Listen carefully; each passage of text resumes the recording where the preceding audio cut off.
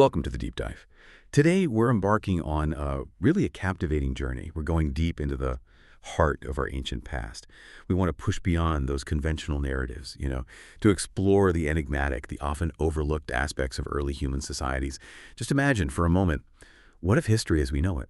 Well, what if it's just one version of the story, maybe even a vastly incomplete one? So our mission today is to sift through some fascinating sources, academic preprints, some insightful book reviews, and a list of truly provocative questions that have really guided this whole exploration. Indeed. And we're here to try and unravel some of the most compelling mysteries, the ones that really challenge our established beliefs about, well, the origins and the capabilities of ancient civilizations. Our focus is on what you might call hidden origins and untold stories. We're pushing beyond the sort of visible milestones of human advancement to peer into those shadows where the lines between myth and recorded reality start to blur. It's really a quest for understanding a kind of knowledge that might have been maybe deliberately concealed or maybe just dismissed over millennia because, well, it didn't fit neatly into the accepted historical framework. It's about asking if there's more to humanity's story than what's in our textbooks, Okay, so let's begin by pulling back the curtain on some of the most, awe-inspiring structures humanity has ever created. When we look at iconic sites like the Great Pyramids of Giza, what really stands out as genuinely perplexing. Because, for many people, their sheer existence just continues to defy any easy explanation. You're absolutely right to start there. The Great Pyramids of Giza, particularly the one built for Pharaoh Khufu, they're nothing short of monumental riddles. We're talking about approximately 2.3 million limestone and granite blocks. It's staggering. And each of these blocks can weigh anywhere from a few tons to, incredibly, up to maybe 80 tons for those massive granite slabs you find in the King's Chamber. The sheer scale is it's difficult to grasp. The Great Pyramid alone originally stood at a staggering 146 meters. That's nearly 480 feet tall. But, it's not just the size that confounds us, it's the precision. Right, the precision. The accuracy with which these massive stones were quarried, then transported over significant distances, and then assembled. The tolerances are so tight you often can't even slip a credit card between them. It remains a subject of intense scholarly and, frankly, engineering debate. Now, traditional theories, they often point to vast armies of laborers, using ramps, sleds, livers. Standard explanation, yeah. Yeah, right. But the engineering challenges of moving blocks weighing tens of tons up a 146-meter incline and then placing them with near-perfect accuracy, well, that still pushes the boundaries of what we understand about ancient technology. It truly makes you wonder about the logistics, the sheer planning involved. Yeah, it's that uncanny precision that always gets me. It's not just about stacking huge blocks. It's the almost mathematical perfection within the construction itself. Exactly. And the precision, it extends beyond just the fit of the stones. Their alignment to the cardinal points of the compass is remarkably accurate, like to within 1/15 of a degree. And their astronomical correlations are equally striking. For instance, you've got these shafts in the King's and Queen's chambers. They align with specific stars in the Orion constellation and with Polaris, the North Star, as it was back in 2500 BCE.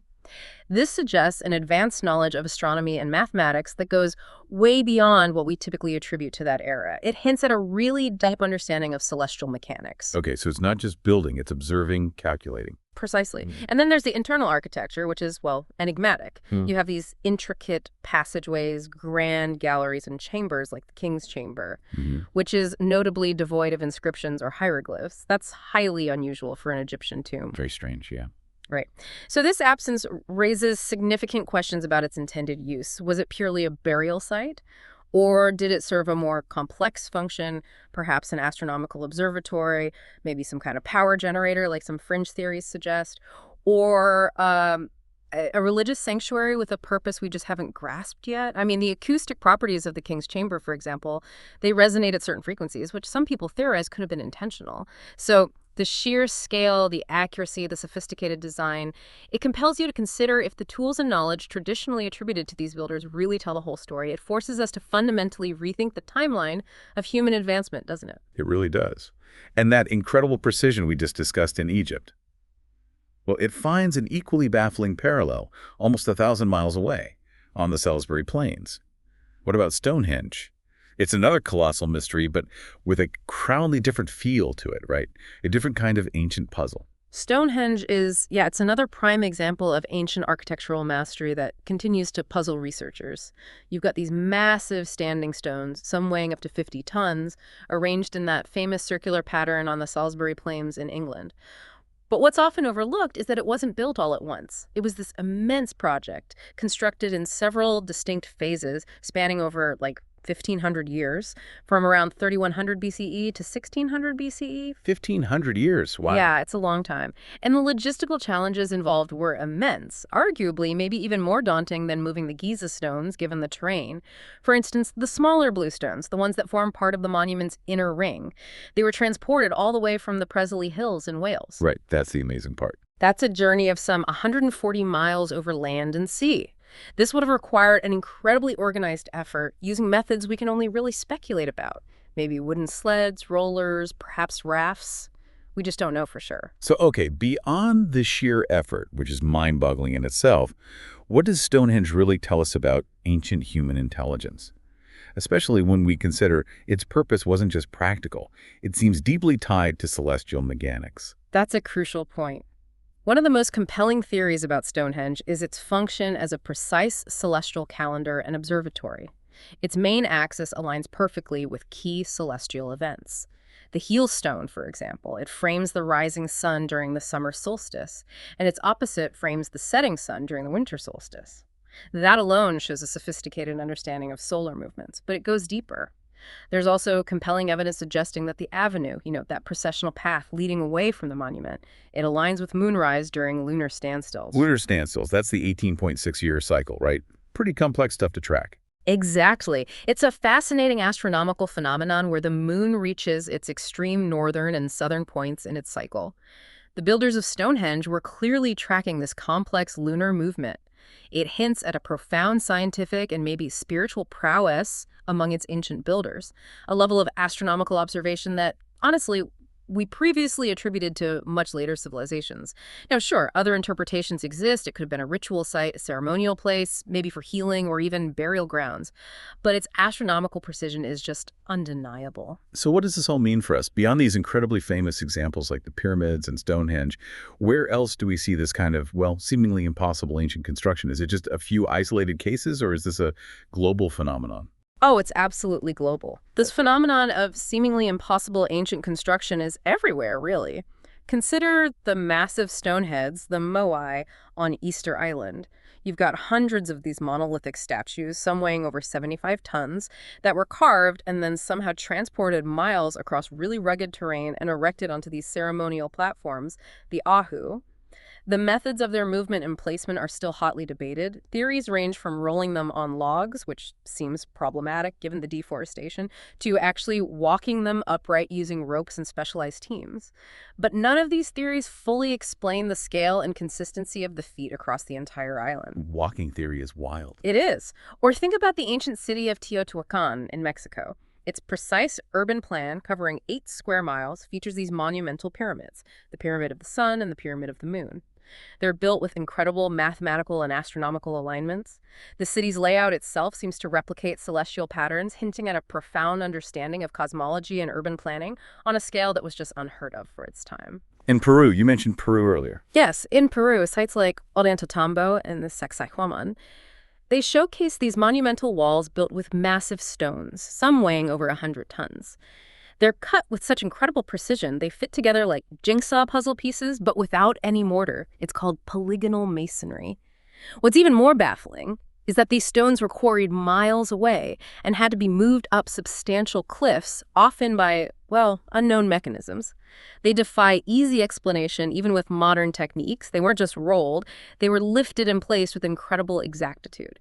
So these architectural wonders, they really compel you to ponder if the tools and knowledge traditionally attributed to these eras truly tell the whole story. They really beg the question, how did they do it? And were they using technologies we simply haven't accounted for? The evidence suggests a much more sophisticated technical capacity than we usually assume. It's clear that ancient peoples had these incredible abilities in moving colossal stones, but it wasn't just about building big things, was it? Let's move from those monumental structures to smaller, but maybe equally mind-boggling artifacts. What are some of these mysterious technologies that continue to puzzle us and hint at maybe a deeper, lost scientific understanding? You've hit on a critical point there. The Antiquity mechanism is a fantastic example. It was discovered in a shipwreck off the coast of Greece, dates back to around 100 BC. This device is often described as the world's first analog computer. An analog computer in 100 BC. Right. It features an incredibly complex system of over 30 intermeshing bronze gears, including a differential gear system. That's a technology we previously thought wasn't invented until the 16th century. This intricate device was used to predict astronomical positions, the movements of the sun, moon, at least 5 planets, and also solar and lunar eclipses, all with remarkable precision. The sophistication of this mechanism suggests a level of technological and engineering knowledge that is just astonishingly advanced for its time. It's far beyond anything we generally associate with the Hellenistic period. I'm genuinely struck by the implication here that ancient societies might have understood things we thought were modern inventions, things we only figured out centuries or even millennia later. It fundamentally challenges that nice, comfortable, linear narrative of technological progression we often cling to. And another artifact that powerfully supports this is the Baghdad battery. Discovered in Iraq, it consists of a simple clay jar containing a copper cylinder and an iron rod. It dates back to the Parthian or Sasanian periods, roughly 250 BCE to 640 CE. Now, researchers have proposed that the copper and iron, combined with an acidic electrolyte like vinegar or wine, could have generated a small electrical current. Electricity, back then. Potentially, yes. If true, it suggests an incredibly early grasp of electrical principles, maybe used for electroplating jewelry with thin layers of gold or silver, or perhaps for therapeutic purposes, some kind of rudimentary electrotherapy. It would be completely out of place in the known technological timeline of the era. It's just baffling. And wasn't there something called Greek fire? Another mystery? Yes, Greek fire, a legendary weapon used by the Byzantine Empire for centuries. Its exact composition remains a mystery to this day. Its unique property was its ability to burn even on water, which made it absolutely devastating in naval battles. Historical accounts describe it clinging to surfaces, being nearly impossible to extinguish. Yeah. It points to an advanced understanding of chemistry and the material science that we simply haven't replicated or fully understood. The formula was a closely guarded state secret, and eventually it was lost to history, which hints at just how advanced and unique this chemical knowledge truly was. Wow. So what does this tell us? Well, these artifacts, taken together, they challenge our comfortable linear narrative of technological progression. They invite you to seriously consider the possibility of lost peaks of technological advancement in the ancient world, periods where human ingenuity reached heights that maybe we are only now beginning to comprehend or even rediscover. It's not just about what they built, you see, but what they conceptually understood, things we believe to be modern discoveries. Okay, so beyond the monumental structures and these baffling artifacts, our ancestors left us another rich legacy. This vast tapestry of stories and myths, are these just fanciful tales, entertainment? Or could they hold deeper, maybe coded messages about technologies or events we've forgotten, or perhaps just refuse to believe? That's a profound question, and it's one that many researchers are now approaching with fresh eyes, actually. Mythology across diverse cultures is just replete with stories that, on the surface, seem to defy the laws of nature and human capability. But when you view them through the lens of allegory or perhaps forgotten memory, these myths could be interpreted as symbolic representations of ancient technologies, or maybe an understanding of natural phenomena far beyond what we traditionally think was known back then. For instance, take the Greek myth of Icarus, flying with wings of feathers and wax. Right, the cautionary tale. Exactly. It's often seen as a cautionary tale about hubris, but some interpret it as a symbolic reflection of early human fascination, maybe even experimentation, with flight, perhaps drawing on observations of gliders or some early aerial attempts. Who knows? Interesting. And what about those Indian texts, the Vimanas? Ah, yes. Even more strikingly, the Hindu epics describe Vimanas. These are described as elaborate flying chariots of the gods. Ancient texts, particularly one called the Vaimanika Shastra, contain remarkably detailed descriptions of these Vimanas' propulsion systems, their construction materials, even their maneuvering capabilities in the atmosphere and possibly space. Now, this has led some to speculate that these are not mere fantasies, but maybe they reflect a lost technological knowledge of flight, or perhaps accounts of contact with beings who possessed such technology. It's hard to dismiss them entirely as pure fantasy because the descriptions are so specific. And it goes even further, doesn't it? The Mahabharata and Ramayana describe these celestial battles and powerful weapons with effects that sound eerily like something from our modern age. Precisely. These ancient Indian texts describe conflicts and weaponry that some interpret as allegorical references to incredibly advanced warfare technologies. The Brahmastra, for example. It's described as a single projectile that could unleash this immense, blinding light, cause devastating heat, and leave behind desolation and infertility. Some have found these descriptions chillingly similar to, well, a nuclear detonation. Yeah, that's unsettling. It is. And there's the Pasupatastra, another divine weapon said to be capable of destroying the entire world. It's truly provocative to consider how such precise descriptions of mass destruction could exist in texts thousands of years old without some form of historical memory or knowledge. It hints at an understanding of concepts maybe akin to modern physics or engineering, even going so far as to speculate about the use of, well, atomic-scale weapons in ancient conflicts. Yeah, and other mythologies. Oh, absolutely. In Norse mythology, for instance, gods wield weapons like Thor's hammer, Mjolnir. It didn't just possess immense destructive power, it could also return to its wielder and supposedly allow flight. These could also be seen as symbolic representations of ancient weaponry or tools, the true nature or knowledge of which has just been lost in the mists of time, distilled into these fantastical narratives. Now, if we're talking about incredibly advanced civilizations that vanished, the classic example of Atlantis fits this idea perfectly, doesn't it? A highly advanced society that just disappeared. Absolutely. Plato's account of Atlantis, which he detailed in his dialogues Timaeus and Critias, describes this powerful, technologically advanced maritime empire. It supposedly existed about 9,000 years before his time. He talks about incredible architecture, sophisticated social structures, powerful energy sources. Now, while it's often regarded as purely fictional, maybe a philosophical allegory to illustrate ideal societies, some theorists propose it's actually an allegory for a real, highly advanced prehistoric civilization.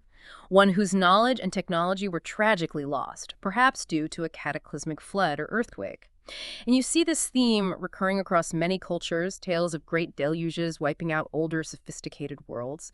These could be distant echoes of real events, like the end of the last ice age and the associated sea level rise. So myths aren't just about technology, maybe, but also about preserving knowledge of the natural world. Exactly. It's not just technology. Many myths incorporate incredibly detailed observations of celestial bodies and natural phenomena.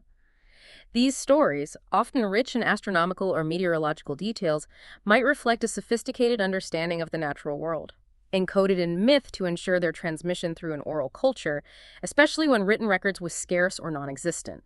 Think of indigenous stories from around the world detailing constellations or seasonal shifts with remarkable accuracy, passed down for generations.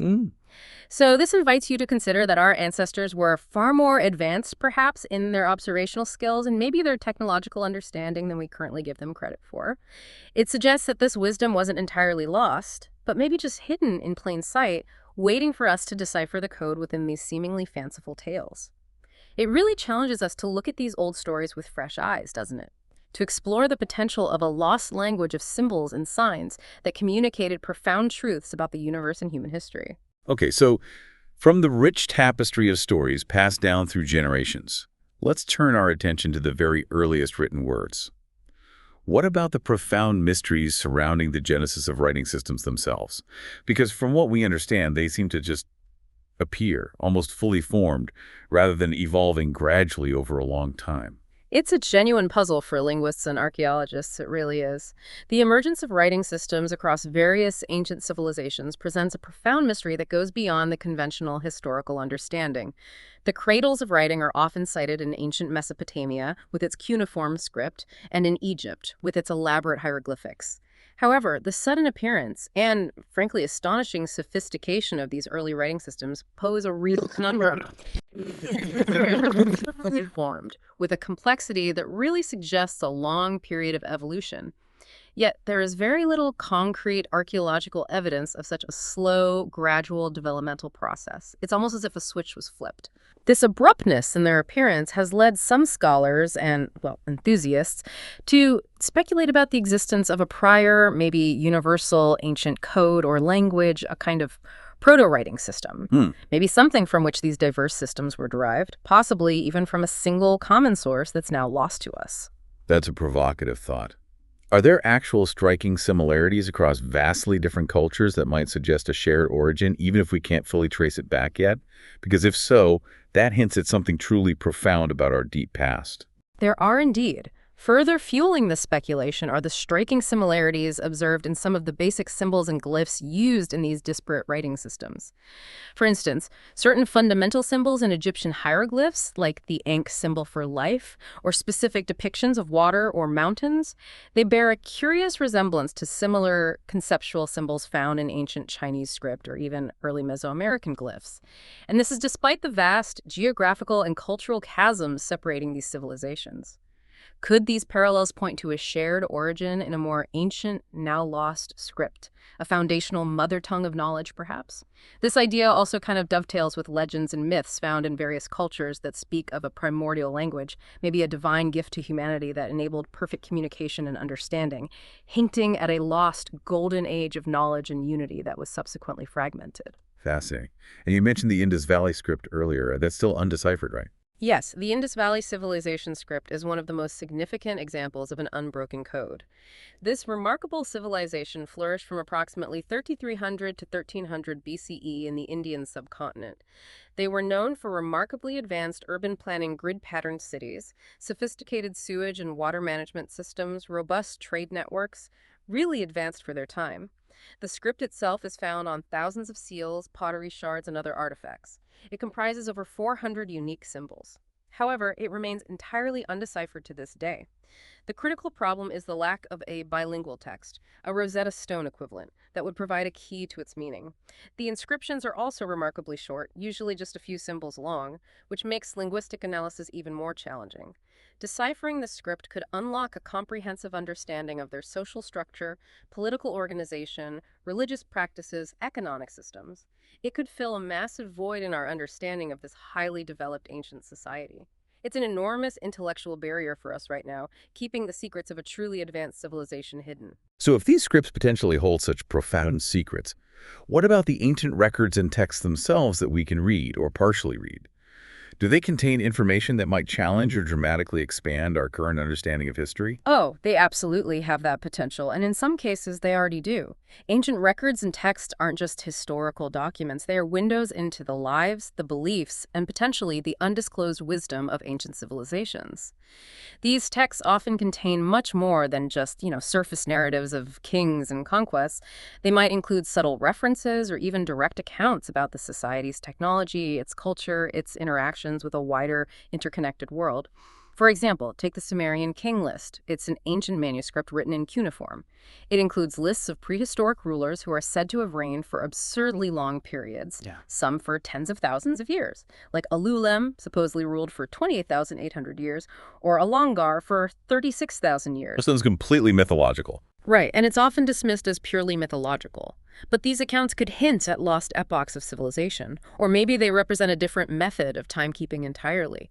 They suggest a much more complex and vastly older historical timeline than currently acknowledged in mainstream accounts. Okay, what about Egypt? We know so much more there. Well, in ancient Egypt, the extensive hieroglyphic records provide not only a chronicle of their history and daily life, but also remarkable insights into their advanced understanding of mathematics, astronomy, and medicine. The Edwin Smith Papyrus, for instance, is a detailed and sophisticated medical text. It dates back to around 1600 BCE, but it's believed to be a copy of an even older text from maybe 3000 BCE. It describes specific surgery procedures for head and spinal injuries, outlining symptoms, diagnoses, prognoses, all with a precision that rivals some modern medical texts. It demonstrates an astonishing grasp of anatomy and clinical observation. Similarly, you find detailed astronomical charts in their tombs and temples, like the famous Dendera zodiac. These indicate a deep understanding of celestial cycles, planetary movements, and star maps. And beyond the practical, like medicine and astronomy? Absolutely. Many ancient philosophical and metaphysical texts from India, like the Vedas and Upanishads, or from China, like the Tao Te Ching, are incredibly rich in profound ideas. These works may encode not just spiritual wisdom, but also knowledge about the physical world and its laws. Some interpretations suggest they hint at an understanding of concepts like cosmology, the nature of reality, maybe even atomic theory, centuries or millennia before these ideas were discovered in the West. They talk about the interconnectedness of all things, cyclical time, concepts that actually resonate quite strongly with modern physics. I'm genuinely intrigued by how much knowledge might still be waiting to be uncovered or even rediscovered from these ancient records. If only we could crack the code, and overcome the challenges of interpretation. The challenge of decoding these records is immense, there's no doubt. Language evolves, meanings shift over time, and much of this knowledge may have been esoteric, understood only by a select few, perhaps guarded by priestly castes, and the scarcity of surviving texts. Think about the destruction of ancient libraries like the Library of Alexandria. It makes every deciphered word all the more precious, and every undeciphered symbol a tantalizing mystery. The discovery of the Rosetta Stone in Egypt, just a single artifact bearing the same decree in 3 scripts. Hieroglyphic, Demotic, and Ancient Greek serves as the perfect example of how one key can transform our understanding of an entire civilization. It unlocked vast amounts of previously inaccessible information. It really highlights just how much more we could learn if we find similar keys to other lost scripts, or if new texts come to light through archaeology. The potential for reshaping our historical understanding is enormous. It's becoming increasingly clear, isn't it, that ancient civilizations weren't nearly as isolated as we once thought. They seem to have been connected by these vast, surprisingly sophisticated networks of trade and communication. It really paints a different picture of antiquity. It absolutely does. The ancient world, often perceived as fragmented and disconnected, was in fact bound by incredibly intricate networks of trade and commerce. These spanned vast distances across continents and seas. Civilizations like the Egyptians, the Sumerians, the Minoans, the Indus Valley cultures, they established complex routes. Think of the famous Silk Road, facilitating not just the exchange of goods like silk, spices, precious metals, but also a profound intermingling of ideas, religions, philosophies, technologies, all the way from China to the Mediterranean. And similarly, the extensive maritime trade routes of the ancient Mediterranean and beyond saw this robust exchange of goods like olive oil, wine, ceramics, textiles, alongside significant cultural and technological diffusion. The Phoenicians, and later the Romans, for instance, navigated vast stretches of ocean, prompting incredibly diverse cultures. So that naturally leads to the question, how? Right. How did such extensive and sophisticated systems of trade and communication develop in an era often characterized by its, supposed technological limitations? Some theorists speculate that these networks weren't purely the result of gradual human development. Maybe they were influenced or even aided by advanced yet unknown civilizations or entities.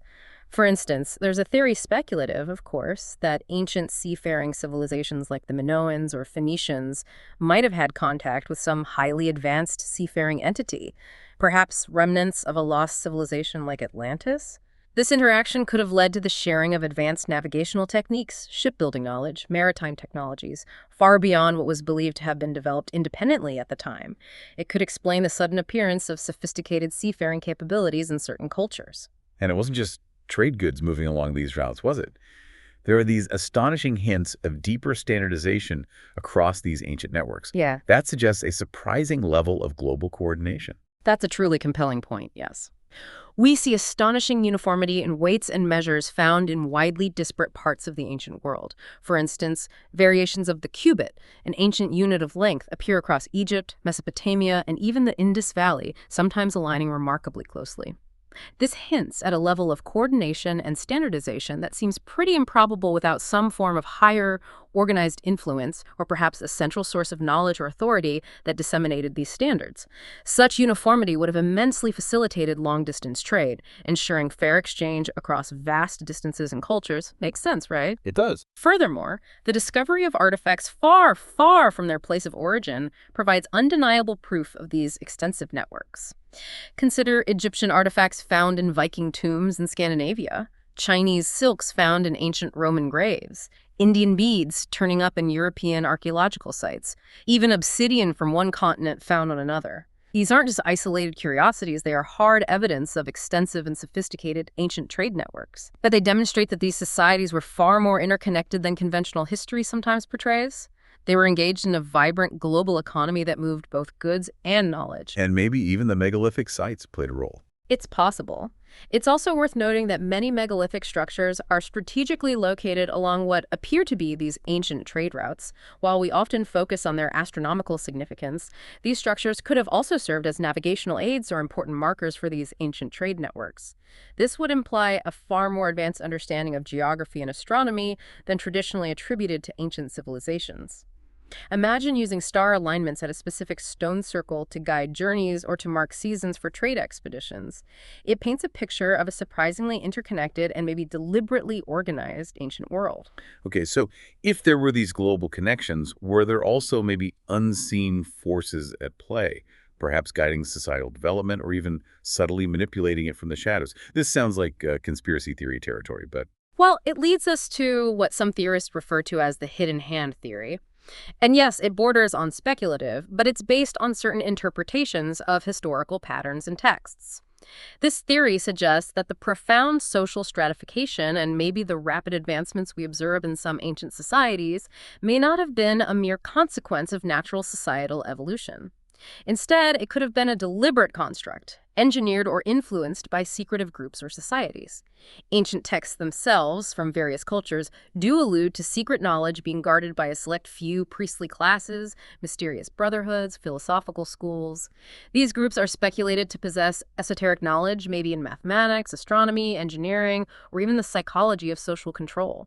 And they might have exerted subtle yet profound influence, concentrating power and resources in the hands of a select few, often for purposes hidden from the general public. then the symbols. You mentioned symbols earlier. Exactly. The narrative is further fueled by the ubiquity of certain enigmatic symbols, like the all-seeing eye, the pyramid shape itself, the Ouroboros, that serpent eating its tail, or specific geometric patterns. You find these consistently in ancient cultures across the globe.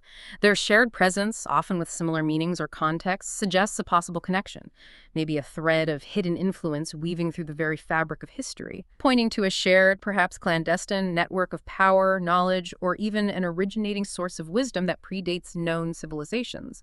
It implies a coordinated dissemination of certain ideas and symbols. So this theory prompts you to consider a truly provocative question. Could it be that the leaders and decision-makers in ancient civilizations were, perhaps to some extent, mere puppets, manipulated by a shadowy elite with their own grand agenda? Such an elite could have potentially steered societal development, controlled the flow of knowledge, and shaped the very structure of civilizations to serve their long-term objectives, whether those were about power, resource control, or maybe even the preservation of ancient wisdom. It definitely challenges the conventional view of how societies evolved and were governed, suggesting a more deliberate, maybe less organic process. Okay, let's shift gears slightly. We often talk about ancient civilizations simply disappearing or collapsing as if they just vanished overnight.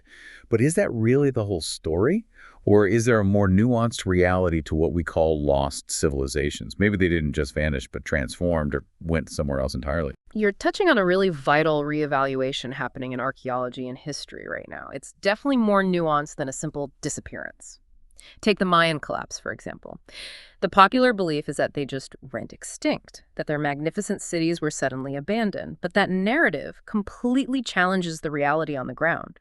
When you travel throughout the areas they inhabited, the current residents, who are in fact the direct descendants of the original Maya, will unequivocally tell you, "We are here and didn't go anywhere."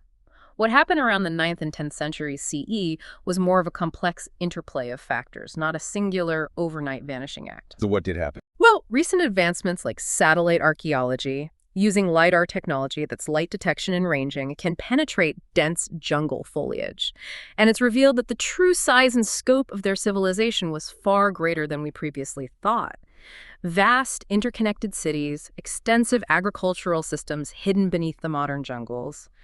The decline was likely a devastating combination of factors. Prolonged environmental issues like deforestation, severe and long droughts, widespread soil erosion, coupled with intense warfare due to competitive rivalries between powerful city-states, and economic stress from trade disruptions and socioeconomic breakdown. So it was a multifaceted decline and transformation, not an extinction event. The people simply adapted, they moved, they changed their societal structures, they didn't disappear. That's a crucial distinction. But what's truly fascinating here is the idea of a really cataclysmic event, wiping out an advanced society, or at least setting it back profoundly. This isn't just a slow fade for some civilizations. It could have been a sudden dramatic upheaval. That's precisely where sites like Göbekli Tepe become incredibly important. Discovered in southeastern Turkey, this site dates back an astonishing 12,000 years. That predates the Egyptian pyramids by over 7,000 years, and it even predates the invention of agriculture. 12,000 years. Yeah.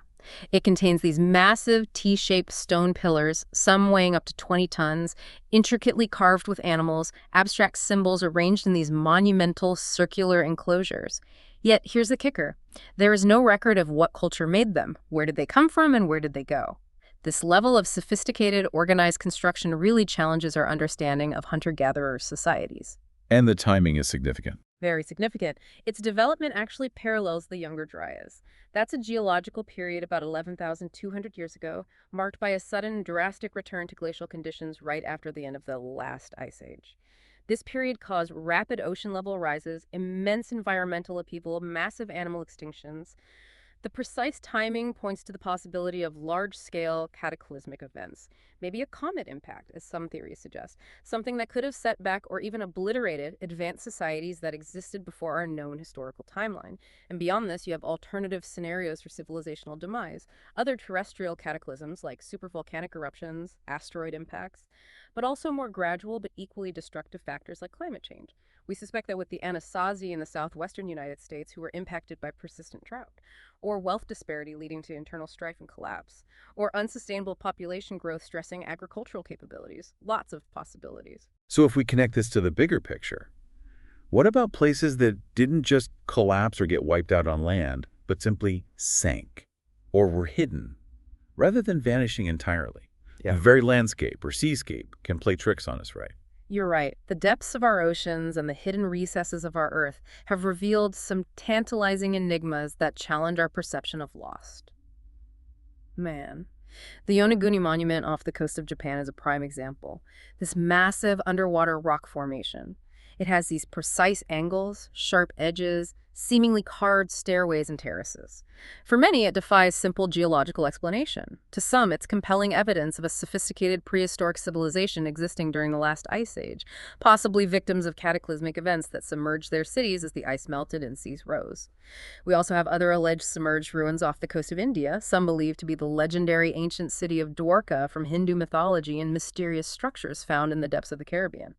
These suggest entire land masses, and the civilizations on them could have been swallowed by rising sea levels. And that Piri Reis map, that fits in here too. It does, potentially. The controversial Piri Reis map, an Ottoman map compiled in 1513, it purports to show the actual outline of Antarctica before it was covered in ice thousands of years ago. And it depicts accurate coastlines of South America and Africa with surprising precision for its time. This implies the existence of source maps from a much earlier unknown era when Antarctica was not glaciated.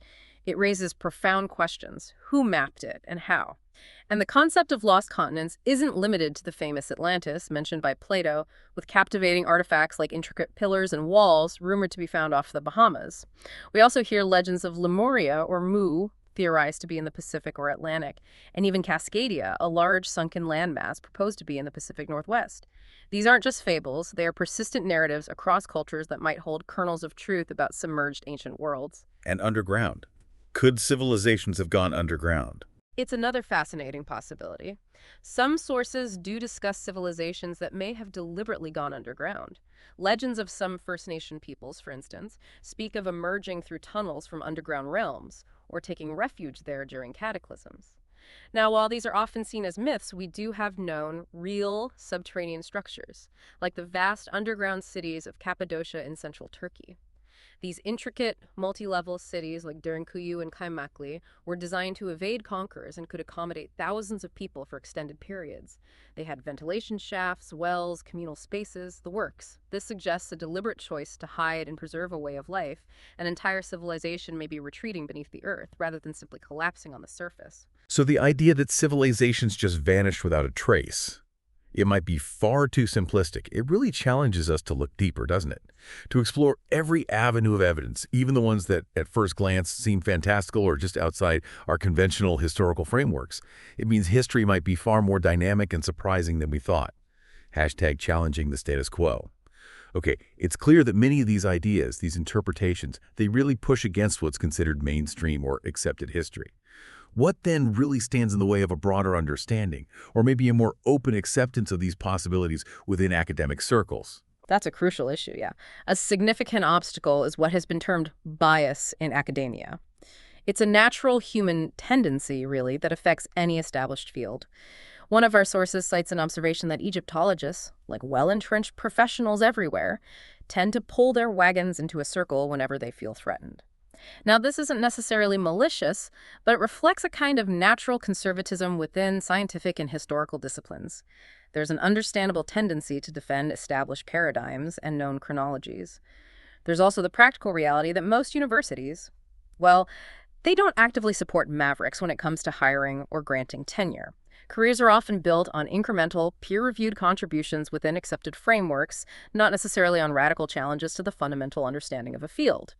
This can, unfortunately, stifle research that directly challenges the status quo, even if the evidence is compelling.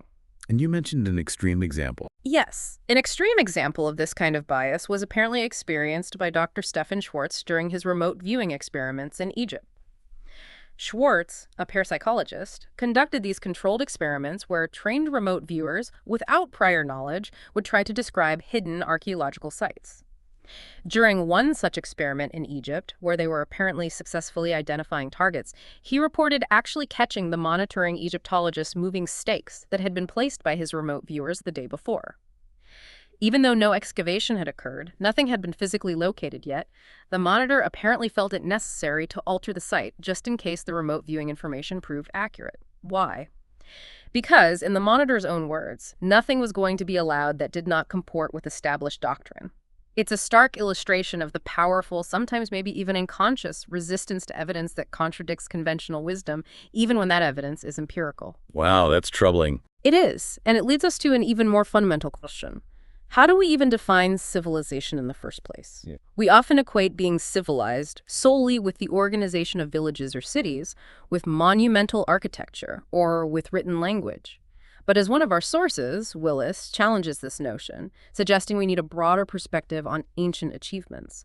What if civilization means something else entirely? What if it encompasses spiritual advancement, sustainable living, harmony with nature, or advanced non-material knowledge that leaves no traditional archaeological footprint? This narrow definition might be blinding us to other forms of sophisticated human societies that simply didn't express themselves in ways we conventionally recognize. That's a really good point. And related to challenging established ideas, what about human origins? Right. On a related note, there's also compelling new data that challenges the widely accepted out-of-Africa theory of human origins, or at least its timeline and simplicity. Recent discoveries, like the skeletal remains and DNA of the Denisovan hominids, they were an extinct species of human that coexisted with and interbred with Neanderthals, and early modern humans are rewriting our understanding of early human migrations and interactions. Furthermore, you have apparent DNA anomalies, like specific genetic traces found in Aboriginal Australians that seem to correspond with markers from indigenous South Americans. This is long before any known contact was supposed to have occurred. It suggests that our understanding of human migration timelines may be off by many thousands of years. These findings certainly imply that human history and the development of intelligence and civilization is far more complex, more interconnected, and perhaps much, much older than we currently understand. So it really is about being open to questioning what we think we know, isn't it? Even if it pushes the boundaries of credulity sometimes. It means being willing to re-examine the evidence and perhaps reinterpret the narratives we've been given, allowing for a much richer and frankly more mysterious past. #tagoutro. What an incredible journey this has been today on The Deep Dive. Seriously, we've ventured far beyond conventional narratives, haven't we? Exploring the cryptic foundations of ancient civilizations, from those jaw-dropping architectural marvels and the perplexing lost technologies that still defy our modern understanding, to the coded messages maybe hidden within ancient myths and the still unbroken secrets of undeciphered scripts like the Indus Valley one. We've considered the vast, sophisticated ancient trade networks that connected continents in surprising ways and contemplated those intriguing theories of unseen influences potentially guiding societal development. It has truly been a constant invitation to question what we thought we knew and to explore the possibilities that lie just beyond our current understanding. Indeed. And as we conclude this exploration, it becomes increasingly apparent, doesn't it, that the tapestry of history we have come to accept, while it may indeed only represent a fragment of a much larger, more intricate story, the evidence, from the precise astronomical alignments of the pyramids to the complex gears of the Antiquity mechanism, from the detailed descriptions of the manas to those universal symbols found across disparate cultures, it all seems to whisper of possibilities that fundamentally challenge our conventional narratives of the past. This deep dive genuinely encourages you, the listener, to reconsider what you know about our past, to foster that intellectual curiosity and a profound appreciation for the countless stories yet untold, the missing pieces of the puzzle still waiting to be discovered. And this journey into the past, it also serves as a poignant reminder, I think, of the fragility of human knowledge and achievement. Just as we marvel at the wonders of ancient civilizations and maybe mourn what might have been lost, we must also recognize how much has been obscured or simply forgotten due to the ravages of time, natural cataclysms, intentional destruction, and yes, even human bias. It underscores the vital importance of preserving and studying our heritage, of continuing to seek out and cherish the wisdom of those who came before us, wherever it may be hidden. So, what does all this mean for you, listening right now? Well, it's an invitation. An invitation to think beyond the accepted narratives, to engage with the past in a way that is both rigorously critical and, let's face it, wildly imaginative. It's about asking those provocative questions that might just unlock a deeper truth about humanity's long and complex journey. And here's a final thought to maybe mull over long after this deep dive concludes. If entire civilizations could potentially vanish with seemingly no trace, or if their true histories were hidden in plain sight within myths, structures, and forgotten records for millennia, what other profound secrets might still be awaiting our discovery, perhaps even hidden within our own modern society? And turning that mirror around, what happens if our current civilization were to disappear or significantly transform? What might future generations be left to ponder about us? And what truths about our time might they find hidden in plain sight or perhaps entirely overlook? Something to think about.